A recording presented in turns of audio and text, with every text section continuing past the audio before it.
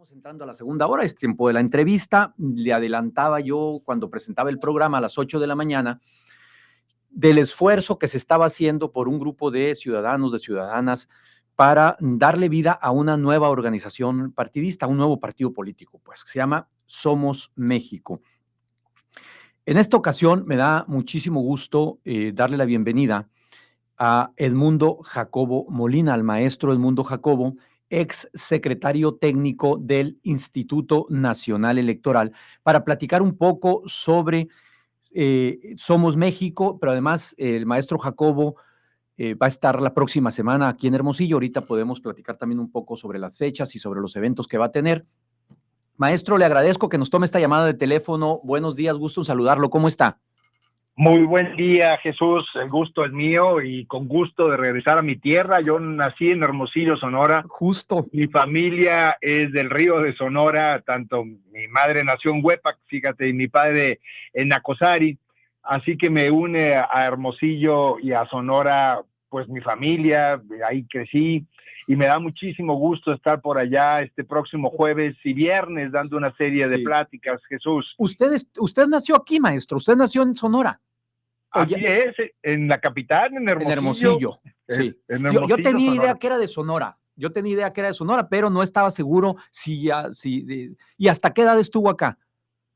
Yo estuve hasta los 6 años, porque mi familia migró como muchos sonorenses a Baja California, a Mexicali, pero seguí regresando sistemáticamente a Sonora. Mi abuelo tenía un rancho cerca de Santana, en un lugar que se llama El Ocuca. ¿Cómo no? Y pasaba en El Ocuca yo los veranos con mi abuelo, y con mi abuela vivía en Hermosillo, así que estuve regresando sistemáticamente. Y cuando puedo, tengo familiares, primos, primas, voy y regreso cuando puedo a Hermosillo, aunque mi madre vive en Mexicali, igual que una de mis hermanas. Pero me liga a Hermosillo, a sus ranchos, a la ganadería, pues desde la infancia. Yo crecí en esas tierras, mi querido Jesús. Y a la carne asada, maestro, próxima semana ya se va a echar una carnita asada como muy pocas partes se la puede echar. Exactamente, tú lo has dicho muy bien. A ver, no sabes cómo se extraña. Sí, claro. Ahora va a regresar con con una invitación para platicar sobre Somos México. ¿Qué es Somos México? Así como para poner un poco en contexto a nuestra audiencia, ¿qué es Somos México y qué requisitos se deben cumplir? Pues vaya que sabe usted esto porque fue varios años secretario técnico del Instituto Nacional Electoral, para que una nueva organización obtenga su registro como partido político. ¿Y cómo va en ese tránsito Somos México? Exactamente, sí, efectivamente estuve 14 años, 10 meses al frente de la Secretaría Ejecutiva, primero del Instituto Federal Electoral y después del Instituto Nacional Electoral, cuando en 2014 el Congreso de la Unión le dio una responsabilidad mayor al INE, ahora conocido como INE. Y obviamente vi a lo largo de esos más de 14 años, pues desde una vitrina, desde una tribuna privilegiada, el desarrollo político de este país, primero con mucho entusiasmo, Jesús, de ver cómo la transición democrática estaba convocando a la ciudadanía a participar como funcionarios de casilla, con mucho entusiasmo, ver cómo se crearon nuevas fuerzas políticas, cómo hubo mucha alternancia, no solamente las más conocidas en el 2000, la llegada de Vicente Fox a la presidencia de la República, después en 2006 con el presidente Calderón, y luego en el 2012 con Peña Nieto, con otro partido político que volvía después de haber perdido las elecciones en el 2000, y en el 2018 con Morena y el ascenso a la presidencia de la República de Andrés Manuel López Obrador. Vi todo eso. Organicé más de 330 elecciones en este país de gobernadores, presidentes municipales, diputados, senadores, y vi cosas muy, muy bonitas, Jesús, como ese entusiasmo por la democracia. Pero también en los últimos años de mi estancia en el INE, vi cómo se fue, déjame decirlo así, degradando la política y se fue perdiendo ese espíritu democrático, y los partidos se fueron vaciando de ciudadanía. La ciudadanía se fue alejando de los partidos, burocracias se fueron apoderando de estos institutos políticos y se alejaron de la ciudadanía, diciendo representarla, pero realmente en muchas ocasiones, lamentablemente, traicionando esa confianza y trabajando para sus propios intereses de burocracias políticas.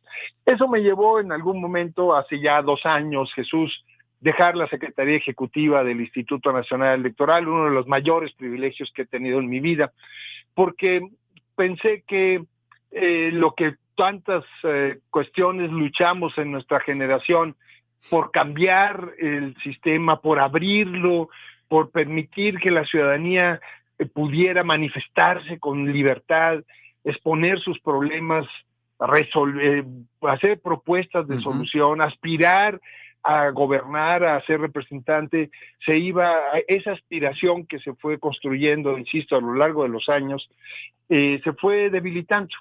Y llegó al poder alguien que por la vía democrática, por la vía de las urnas, no tenía un espíritu democrático.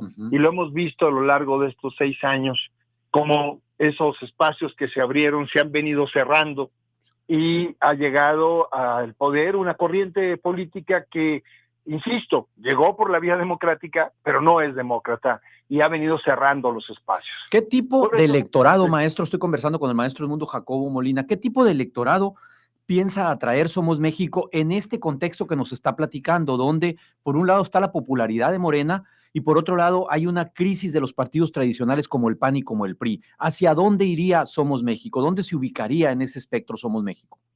Pues mira, Somos México es heredero de lo que llamamos la marea rosa. Correcto. Todas estas marchas que desde 2022 salieron en primera instancia a defender al INE.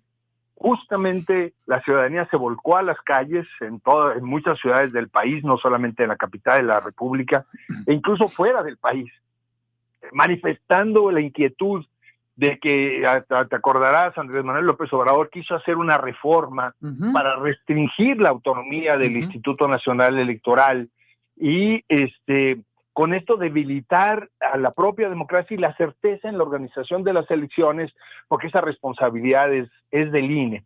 Y la gente salió a la calle, muy emocionante ver las plazas, las calles de todo el país inundadas con esta manifestación. Después, en 2023, hubo otras manifestaciones en defensa de la Corte. Y yo creo que toda esta oleada de inquietud, Jesús, es lo que inspira en buena medida a Somos México, Somos MX. Viene de toda esa herencia. Hay mucha gente inconforme de diversos sectores de la población que en aquel momento se manifestaron y que ahora dicen, ¿y a dónde volteo? Porque los partidos de oposición existentes no están atendiendo cabalmente esa inquietud. De ahí que surge la posibilidad de crear una nueva fuerza política. Esta oportunidad surge cada 6 años solamente.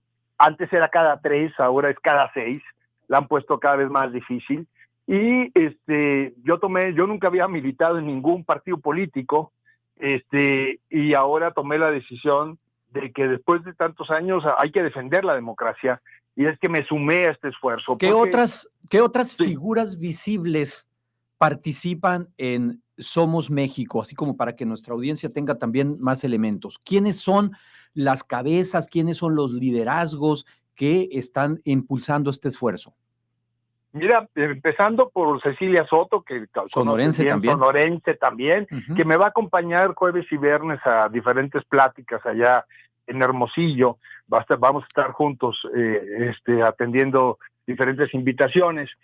Pero también está gente que viene con trayectorias distintas, como Guadalupe Acosta Naranjo, por ejemplo, Emilio Álvarez y Casa, Amado Avendaño, intelectuales como José Antonio Crespo, Macario Schettino, Federico Reyes Heroles, Guillermo Valdés, en fin, hay una larga, Francisco Valdés, Leonardo Valdés también, quien fue presidente del Instituto Federal Electoral, también está sumado a este esfuerzo.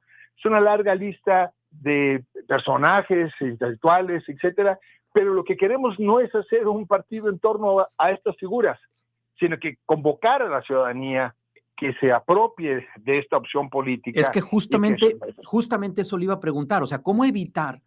Porque está como mucho ese estigma en la opinión pública, que los nuevos partidos sean percibidos como proyectos personalistas o como instrumentos de élite. ¿Cómo hacerle para que Somos México no caiga en eso?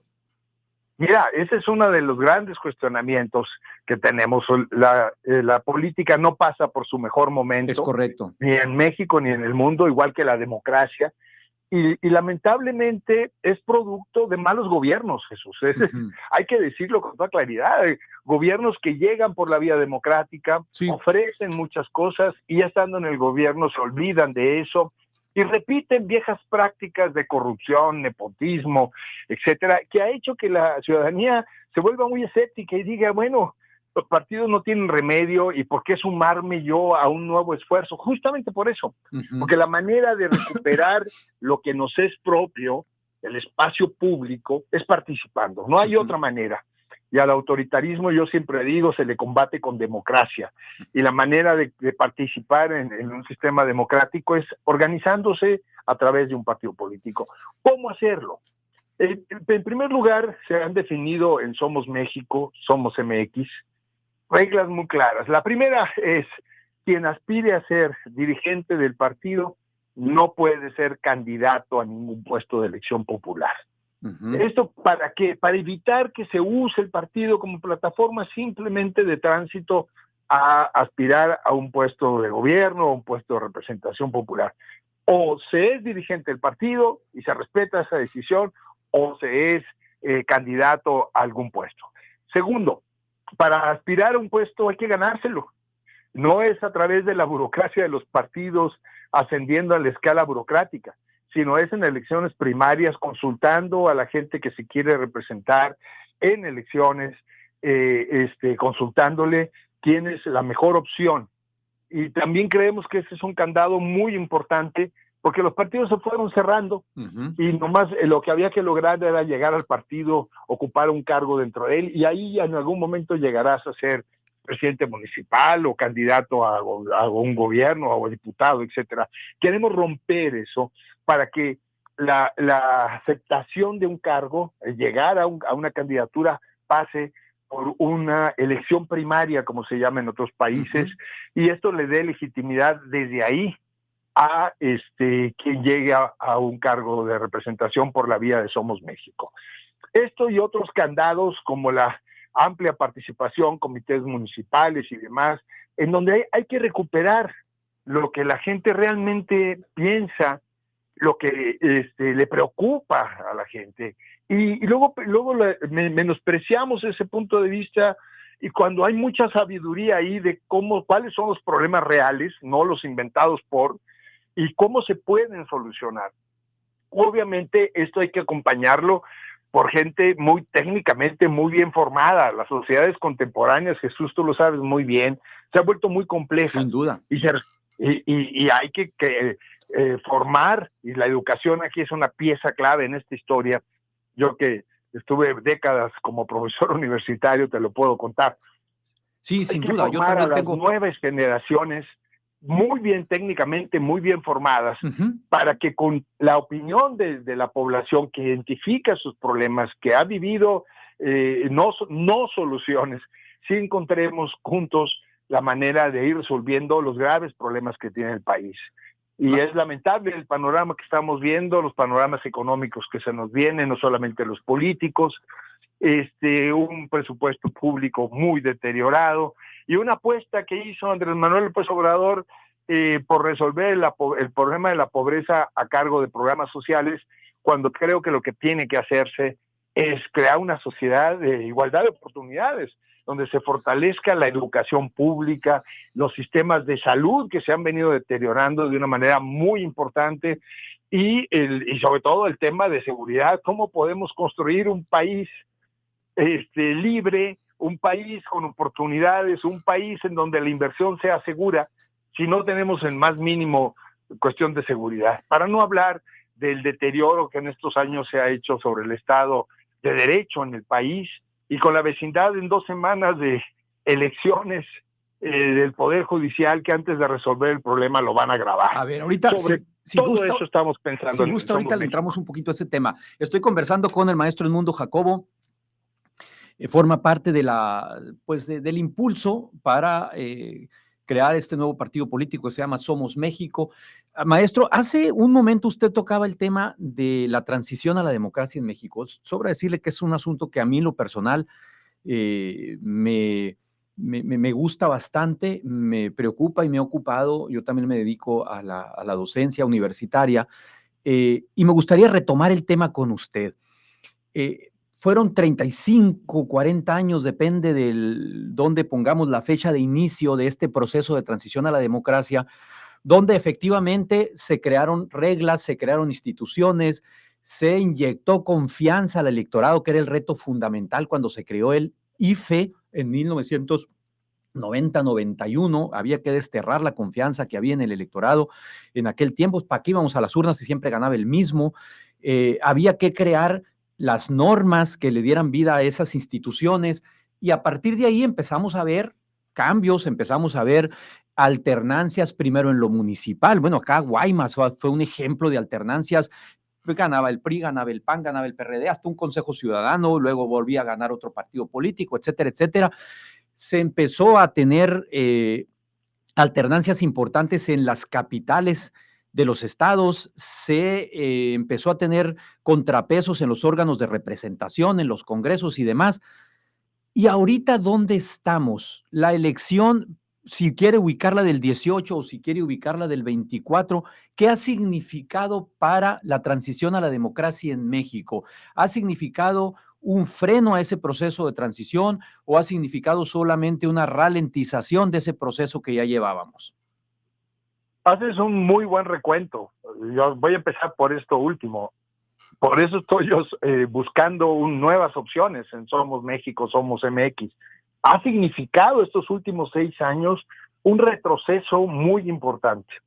Y por eso no podemos permitirlo y quedarnos sentados en nuestras casas viendo cómo se deteriora todo esto, porque esto tiene efectos no solamente sobre la vida pública, la política, la democracia, sino sobre la vida social, sobre la propia economía, porque va generando desconfianza, incertidumbre. Y tú sabes bien que un inversionista no va a poner sus recursos en una inversión si no tiene garantías de que se va a respetar esa inversión y la propiedad de la misma. Al igual que la población, lo que queremos es fuentes de trabajo estables, dignas, bien remuneradas. Y si esto empieza y continúa como va, se va a deteriorar todo eso que hemos construido. Pues mira, la fecha de la transición democrática la podemos poner en diferentes momentos. Coincido. Pero la inquietud de un sistema priista autoritario como el que vivimos, pues se empezó a ver desde finales de los años 50 con manifestaciones de médicos, enfermeras, ferrocarrileros, etcétera. Después, las manifestaciones de los jóvenes en el 68, 71, los universitarios. Pero yo creo que el momento de quiebre es muy paradójico. El momento en que el PRI tiene solamente un candidato a la presidencia de la República, nadie más contiende contra él en 1976 con López Portillo. Y como lo ejemplificó muy bien Vargas Llosa, es el momento de la dictadura perfecta, ¿no? Es decir, siempre hay elecciones, pero serán elecciones simuladas. Ahí, paradójicamente, siendo secretario de Gobernación Reyes Heroles, en 1977, en un discurso en Chilpancingo, Guerrero, anuncia una reforma político-electoral. Y ahí empieza un largo proceso de reformas, Jesús, que llevan hasta 1996 con la creación del IFE autónomo. Y cuyo primer presidente fue José Woldenberg. Te has de acordar muy bien de él, gran amigo. Gente que admiro mucho. Tiene un extraordinario ensayo, Pepe Woldenberg, tiene un extraordinario ensayo que se llama precisamente La transición a la democracia, que lo escribió el 99, donde hace todo este recuento. Sí, un libro con Ricardo Becerra y Pedro Salazar, La mecánica del poder. En fin, es un académico, es un intelectual que tiene una producción en la materia muy importante. Y fíjate bien, todo este largo proceso de décadas, si las contamos desde finales de los 50, llevaron finalmente que en el año 2000 hubiera una transición en la presidencia de la República. Bien lo señalas tú, hay antecedentes de alternancias en municipios. ¿Cómo olvidar la gobernatura en Baja California con Rufo Apple? 89. En 89, ¿cómo olvidar Guanajuato con Carlos Medina Prasencia? En fin, pero y el mismo Vicente Fox como candidato, como gobernador de oposición. Y antes el 85 se la robaron en Sonora, era de Alberto Rosas. Exactamente, ¿cómo olvidar a Pelón Rosas? Sí. En fin, ya toda esa inquietud, fíjate, estamos hablando de décadas. Se construye una reforma electoral tras otra para garantizar que equidad en la contienda, igualdad de oportunidades, que no se abuse de los recursos públicos para la política y que se abrieran las puertas de manifestación de las diferentes expresiones sociales. ¿Y qué ha pasado con esto? En escasos años, del 2000 al 2018, cuando llega Andrés Manuel López Obrador a la presidencia, todo ese proceso que no fue acompañado, lamentablemente, de la creación de ciudadanía, llevó a que llegara a la presidencia una persona que no tiene un espíritu democrático, con una bandera muy pegadora, pero además con profundo sentido. Primero los pobres, te has de acordar. Sí, cómo no. Y tenía razón, las desigualdades en este país son muy grandes, pero él lo usó demagógicamente en un discurso populista. Y lo que hizo a lo largo de su sexenio, y lo más preocupante de todo, lo que hizo la actual presidenta de la República, apenas iniciando su sexenio en septiembre del año pasado, son una serie de reformas, el llamado Plan C, porque el Plan B se lo frenó la Corte, en donde lo que ha venido haciendo es desmontando los equilibrios de poderes, que siempre son muy deseables. La historia de la humanidad está llena de ejemplos en donde cuando se concentra el poder en una persona o en una sola instancia, se abusa del poder. Lo importante es que haya equilibrio de poderes para que entonces unos se vigilen a otros y se puedan ir corrigiendo entre unos y otros.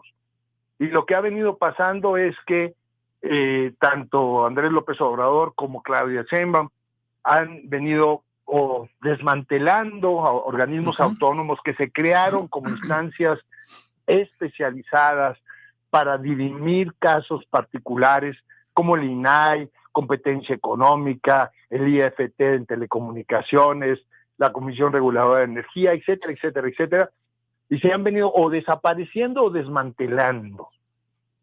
Y por otro lado, el punto más crítico de todo esto es la reforma al Poder Judicial, en donde se busca no mejorar el sistema de impartición de justicia, sino cooptarlo políticamente. Estamos caminando, maestro, nos quedan 2 minutitos, estamos caminando hacia una autocracia en México. Yo creo que sí, y por eso hay que ponerle un freno, Jesús. Bien lo has dicho, estamos volviendo a un sistema autoritario, no igual que el PRI, tal vez peor, porque el PRI lo que tenía era regímenes de cada 6 años, el presidente saliente se iba, llegaba el otro, y ahora aquí tenemos un proyecto que puede apuntar a los próximos 30 años si no nos levantamos como ciudadanía y ponemos un freno a esto. Muy bien. Edmundo Jacobo, finalmente para cerrar, los eventos programados la próxima semana aquí en Hermosillo. Hay una plática con Canacintra, con miembros de Canacintra, que entiendo, corríjame si estoy mal, que será abierta al público. Eso va a ser el jueves a las 11 de la mañana. Efectivamente, y el tema es la reforma judicial justamente. Correcto. Y sus implicaciones para el futuro del país. Luego vamos a dar a la Limón, Cecilia Soto y un servidor. Muy bien. ¿Sí? Luego viene a las 5 de la tarde en el piso 11 de El Gran Quino, por acá por el Boulevard Quino, zona hotelera de Hermosillo. Sí. Es una invitación que hace el Colegio de Economistas de Sonora y la revista Correo, el periódico Telegrama, para presentar ahí el proyecto de Somos México. Entiendo que va a estar también usted y Cecilia Soto, ¿verdad? Los dos vamos a estar ahí, efectivamente, el próximo jueves a las 5 de la tarde. Y luego el viernes está la conferencia magistral, El momento político de México y el futuro de la democracia. Sí, efectivamente, esto en el Departamento de Economía de la Unison, ahí en el campus universitario. ¿A qué hora es esto? Eso es a las 11 de la mañana el viernes. El viernes a las 11. Bueno, exacto. Pues no sé, ya no sé si se van a quedar para el sábado, pero si se van a quedar por el sábado sería genial que pudiéramos conversar aquí en vivo en contexto, acá me refiero acá presencial en el estudio, pues. Pues lo hacemos. Me quiero quedar a comer carne asada con mi bueno, familia, pues aproveche. Además el clima está todavía benévolo, todavía no está tan pesado como se pone en meses para adelante. Maestro, le agradezco muchísimo la posibilidad de conversar con la audiencia de En Contexto. Es un tema al que hay que ponerle mucha atención, este asunto del derrotero que está tomando el país, y nos veremos por acá en alguno de estos eventos la próxima semana. Claro que sí, con mucho gusto, Jesús. Espero verte por ahí y ver a mucho de tu audiencia en estos eventos.